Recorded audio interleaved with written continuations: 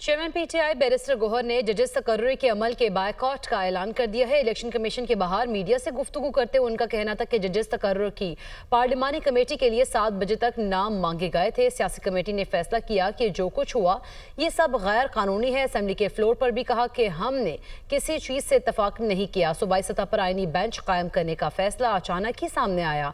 सियासी कमेटी ने फैसला किया कि हम इस प्रोसेस का हिस्सा नहीं बनेंगे, तमाम प्रोसेस को गैर कानूनी समझते हैं। कमेटी ने बायकॉट का फैसला किया है।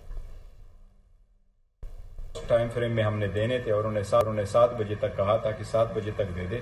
पॉलिटिकल कमेटी ने उसका फैसला कर लिया कि ये सब कुछ जो हुआ है ये इलीगल हुआ है, अनकॉन्स्टिट्यूशनल हुआ है। हम इस प्रोसेस का हिस्सा नहीं बनेंगे। हमने पहले भी बड़ी रिजर्वेशन शो कर दी थी। हमने फ्लोर ऑफ द असेंबली पे भी यही कहा था कि हमने इसके किसी चीज के साथ कमिट नहीं किया। हम इस प्रोसेस को इलिजिटिमेट समझते हैं, तो इसलिए पॉलिटिकल कमेटी का फैसला कि हम बॉयकॉट करेंगे।